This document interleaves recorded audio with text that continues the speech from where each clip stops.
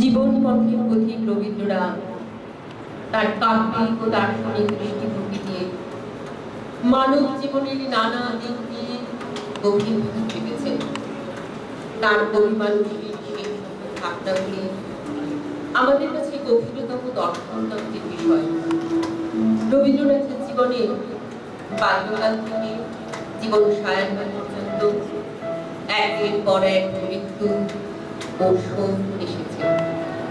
প্রথম জীবনে তার মাতৃদেবী সারদা দেবী এবং প্রিয় বউ ঠাকুরানী কাদম্বরী দেবীর মৃত্যুর পর একে একে স্ত্রী মৃণালিনী দেবী, কনিষ্ঠ কন্যা রানী, পিতা মহর্ষি দেবেন্দ্রনাথ, পরম আদরের কনিষ্ঠ পুত্র সৌমিত্রনাথ, জ্যেষ্ঠা কন্যা বেলা এবং সুদূর জার্মানিতে অধ্যয়ন ও কর্মের জন্য যে দহিন্দ্রকে রবীন্দ্রনাথ পাঠিয়েছিলেন সেই মীরা দেবীর একমাত্র পুত্র নীতিন্দ্রনাথের অকাল মৃত্যু রবীন্দ্রনাথের জীবনে ক্ষণে ক্ষণে শোকের ঘন অন্ধকার নিয়ে এসেছে।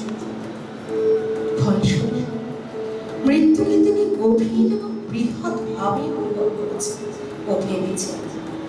তার সমস্ত ভাবনা ও অনুভূতি প্রকাশ আমরা বিভিন্ন সময়ে বিভিন্ন সৃষ্টির প্রতিফলিত হতে দেখেছি।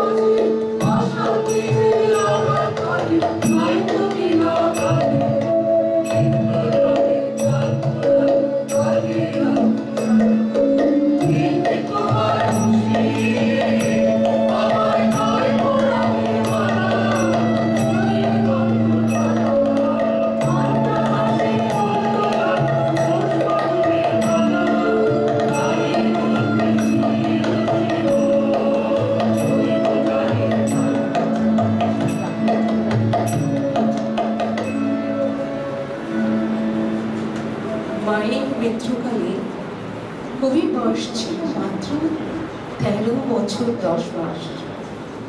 তার স্মৃতিচারণা হয় প্রভাতে উঠিয়া যখন মার মৃত্যু সংবাদ শুনিলাম, তখনও সেই কথাটার অর্থ সম্পূর্ণ গ্রহণ করিতে পারিলাম না। বাহিরে বারান্দায় আসিয়া দেখিলাম তাহার সুসজ্জিত দেহ প্রাঙ্গণে খাটের উপরে শয়ান, কিন্তু মৃত্যু যে ভয়ঙ্কর তার কোনো প্রমাণ দেখেছিল না। কিশোর রবীন্দ্রনাথ বাড়ির সকলের সঙ্গে গিয়েছিলেন সরকারের জন্য। সেখান থেকে ফিরে এসে সেদিন তার মনের বেদনা ব্যক্ত করেছিলেন। এই বাড়ির এই দরজা দিয়া মার একদিনও তাহার নিজের এই চিরজীবনের ফটফন্ডার মধ্যে আপনার আসন থেকে আসিয়া বসিবে।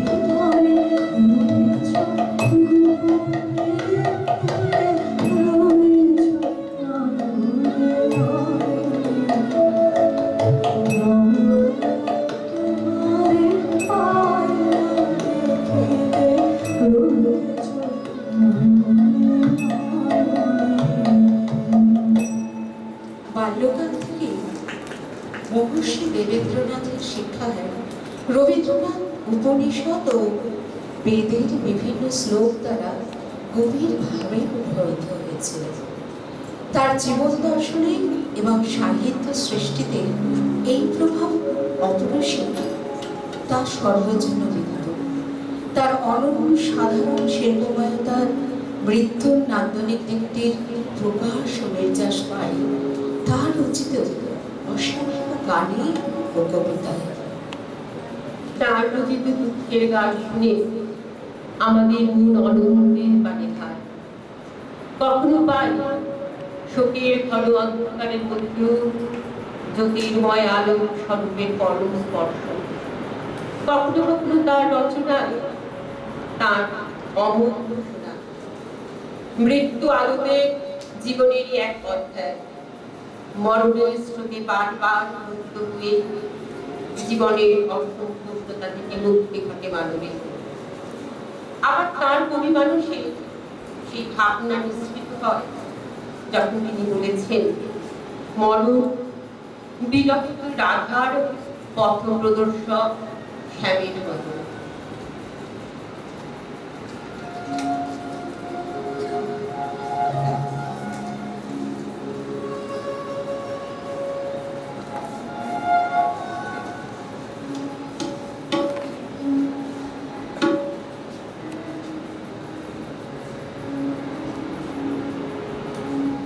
সবার সাথে চলতে ছিল